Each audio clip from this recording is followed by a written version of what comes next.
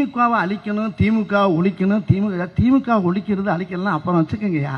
இந்த அழியெல்லாம் அப்புறம் மக்கள் பார்த்துக்கிறாங்க. மக்கள் அழியாமல் இருக்கிறதுக்கு என்ன வழியோ அதை பண்ணுறதுக்கு நீங்கள் முதல்ல யோசிங்க. முதல்ல எதுக்கு எடுத்தாலும் திமுக அழிக்கணும், திமுக அழிக்கணும்.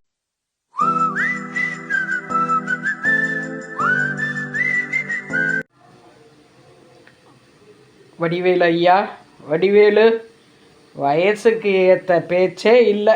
போங்க, 65 கிட்ட இருக்கும் நடக்கும் உங்களுக்குன்னு நினைக்கிறேன். 65 வயசுக்கு ஏற்ற பேச்சே இல்லை இது.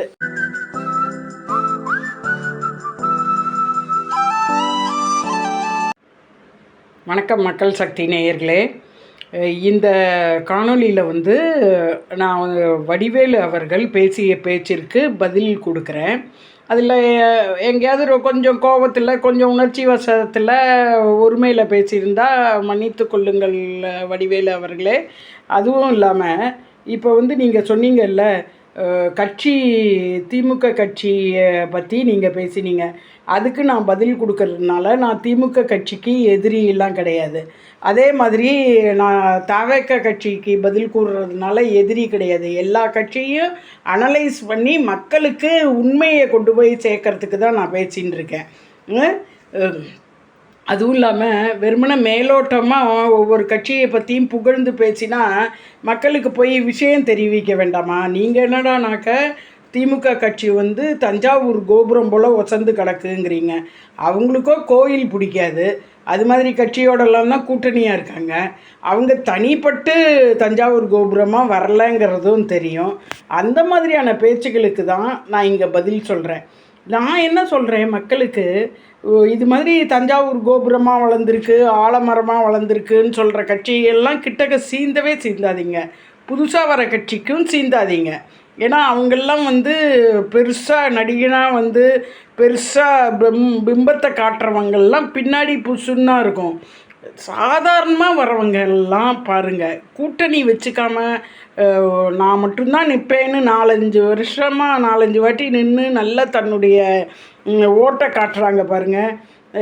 விவசாயத்துக்கு மதிப்பு கொடுக்குறாங்க பாருங்கள். அதே மாதிரி மனிதர்களுக்கு மதிப்பு கொடுக்குறாங்க, விவசாயத்துக்கு மதிப்பு கொடுக்குறாங்க, மரத்துக்கு மதிப்பு கொடுக்குறாங்க. அந்த மாதிரியான கட்சி சுயேட்சை கட்சிகளுக்கு நல்லது எது செய்வாங்க அப்படின்னு பார்த்துட்டு போடுங்க. முன்னாடியிலேருந்தே வந்த கட்சியை போட்டுகிட்டே இருக்காதீங்க. அதே மாதிரி நடிகர் திடீர்னு முதலமைச்சராக வருவேங்கிறவங்களுக்கெல்லாம் போடாதீங்க. நான் யாருக்கு போடுங்கன்னு சொல்கிறது, இன்னாருக்கு தான் போடணும்னு நான் சொல்ல முடியாது. பட் தெரிஞ்சுக்கங்க, புரிஞ்சுக்கங்க. நன்றி.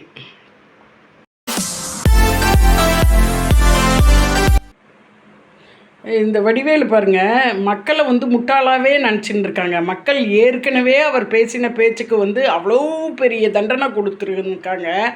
இப்போ மறுபடியும் உளறி கொட்டி பேசிகிட்ருக்கார்.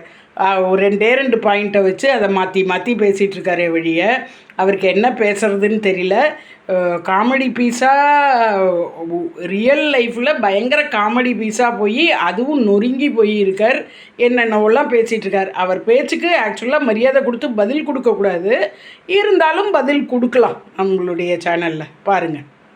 திமுகவை அழிக்கணும், திமுக ஒழிக்கணும், திமுக ஒழிக்கிறது அழிக்கலாம் அப்புறம் வச்சுக்கோங்கய்யா.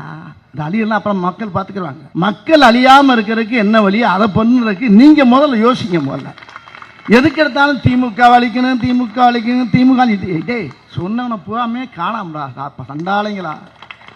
நானும் பார்த்துக்கிட்டு தான் இருக்கேன். அப்போ பார்க்குறேன், எவனே சொல்கிறானோ அவன் ஆளை காணாம். எங்கே இருக்காங்கன்னு தெரிய மாட்டேங்க. வடிவேலு ஐயா, வடிவேலு வயசுக்கு ஏற்ற பேச்சே இல்லை. போங்க, 65 கிட்ட இருக்கும் நடக்கும் உங்களுக்குன்னு நினைக்கிறேன். 65 வயசுக்கு ஏற்ற பேச்சே இல்லை இது.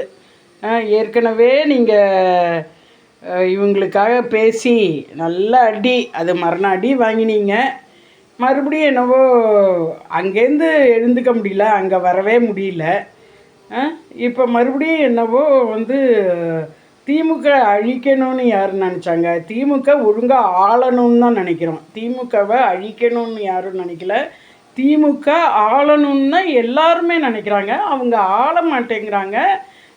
அதில் வேற திமுகவை அழிக்கணுங்கிறவங்கெல்லாம் காணா போயிடுறாங்கன்னு நீனே உண்மையை சொல்கிறீங்க பாருங்கள். அவங்கள பேச ஆரம்பித்தாலே அவங்களுக்கு ஏதாவது ஒரு பிரச்சனையை கொடுக்க ஆரம்பிக்கிறாங்கங்கிற சொல்கிறீங்க.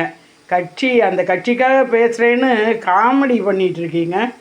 திமுக அழிக்கணும், எப்படி முடியும்? அழிக்கிறதுக்கு எப்படி முடியும்? அது தஞ்சாவூர் கோபுரம் மாதிரி நிற்கிது, பெரிய வரலாற்று படைச்சு போய் நிற்கிது. திமுகங்கிறது ஒரு சாதாரண சாம்ராஜ்யமா? அதை பற்றி சொல்றதுக்கு நிறைய விஷயங்கள் இருக்கு. அந்த மாதிரி சொல்றதுக்கு எந்த கட்சியிலையும் எந்த விஷயமும் கிடையாது. என்ன இருக்கு? ஒண்ணுமே கிடையாது. இப்போ இடையில ஒரு சம்பவம் நடந்துச்சுங்க. திடீர்னு எல்லாருடைய அக்கௌண்ட்லயும் ஒரு 5000 ரூபாய் போட்டார். மக்களுக்கெல்லாம் இன்ப அதிர்ச்சி. இந்த திமுக அழியணும் சொன்னா பாருங்க, அவன் நல்லா அசந்து தூங்கி இருந்தவனுக்கு காதில் போய் யாராவது சொல்லிப்பாங்க, 5000 என்னப்பா வடிவேலு, சினிமாவில் காமெடி பண்ணுற மாதிரி இங்கே காமெடி பண்ணணும். சினிமா காமெடியிலேருந்தே உங்களை தூக்கிட்டாங்க. 12-15 வருஷம் நல்லா அடி வாங்கினீங்க. இப்போ இங்கே நேராக காமெடி பண்ணுறதா நினச்சிட்டு பேசுகிறீங்க. இந்த காமெடி பீஸுன்னு நினச்சிருந்தா உங்களுக்கு சிரிப்பாங்களே வழிய உங்களுடைய அறிவார்ந்த பேச்சே இல்லை. அது என்ன தஞ்சாவூர் கோபுரம் மாதிரி வளர்ந்துருக்கா? அவர் வளர்த்தாரா? தஞ்சாவூர் கோபுரம் மாதிரி அவர் கட்சியா? அது அவர் கட்சி கிடையாது. அதுவும் தஞ்சாவூர் கோபுரம்லாம் எவ்வளோ வருஷங்கள், இது ஒரு 70 வருஷ கட்சியை நீங்கள் தஞ்சாவூர் கோபுரத்துக்கு ஈக்குவலுக்கு கொண்டு போகிறீங்க. இப்போ மட்டும் எதுக்கு கோயிலுக்கு ஈக்குவலுக்கு கொண்டு போகிறீங்க? வடிவேலு போராது உங்களுக்கு.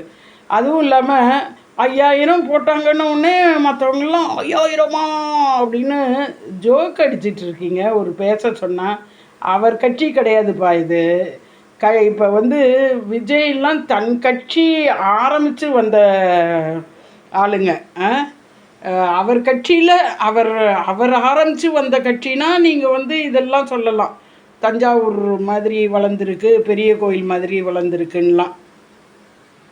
அவர் உழைப்புக்கு மரியாதை கொடுக்கலாம், ஆனால் ரொம்ப பில்டப் கொடுக்காதீங்க இப்படிலாம். சரியா? அவர் பற்றி பேசினவன்லாம் காணா போகிறான்ட்டு ஒரு பயத்தை மற்றவங்களுக்கு கிரியேட் பண்ணாதீங்க. திமுக அழியணும் சொன்னா பாருங்க, அவன் நல்லா அசந்து தூங்கி இருந்தவனுக்கு காதில் போய் யாராவது சொல்லிப்பாங்க, 5000 போட்டாங்களா? சில திமுக அழியன்னு சொன்னவன் அதுல பாதி பேர் செத்து போயிட்டானா, அந்த நியூஸே வெளியே வரல. இன்னும் அவன் பாட்டுக்கு இஷ்டத்துக்கு இருந்தா 5000 போட்டு விட்டான். இதுக்கு இது என்ன பிரமாதம்? இதை விட இன்னும் நிறைய இருக்குடி மாப்பிள்ளை. அதை விட நீங்கள் இந்த மேடைக்கு பேசுகிற இந்த காசுக்காக தான் இவ்வளோ தராங்களோ அப்படின்னு இந்த காசுக்காக தான் உளறி கொட்டிகிட்டு இருக்கு. இப்பயும் உளறி கொட்டுறீங்க. அவர் திமுக கட்சியை பேசினவனெல்லாம் காணா போகிறான். நீங்கள் காணா போன மாதிரியா? நீங்கள் எவ்வளோ வருஷம் காணா போயிருந்தீங்க? உங்களுக்கே திரும்பி வரும்போது அவன் பேசினவன் காணா போனவனெல்லாம் திரும்பி வர மாட்டான். நீங்களே திரும்பி வரும்போது நம்ம ஆட்சி, திமுக ஆட்சி, இது இல்லாம கொஞ்ச நேரம் கற்பனை பண்ணி பாருங்களேன், தமிழ்நாடே அழிஞ்சிடும். நம்ம கட்சி இல்லைன்னா இதுக்கு ஈக்குவலா இந்த நாட்டில் ஆள்றதுக்கு தமிழ்நாட்டில் யாருமே கிடையாது.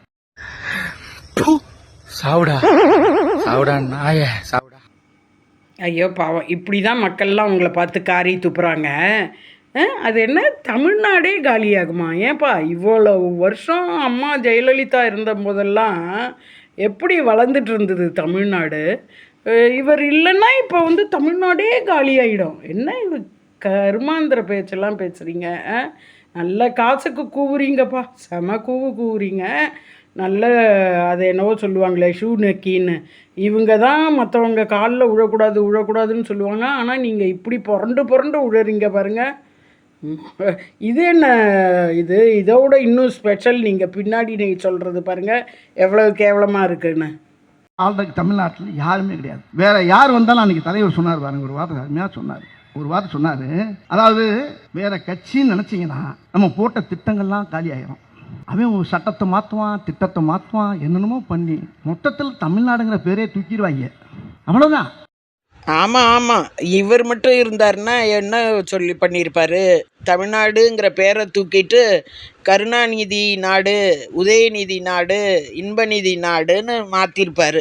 நீங்கள் சொல்கிறீங்க அட போயா. அதுக்கு வேண்டி ஏற்பாடுலாம் பண்ணிடுவாங்க.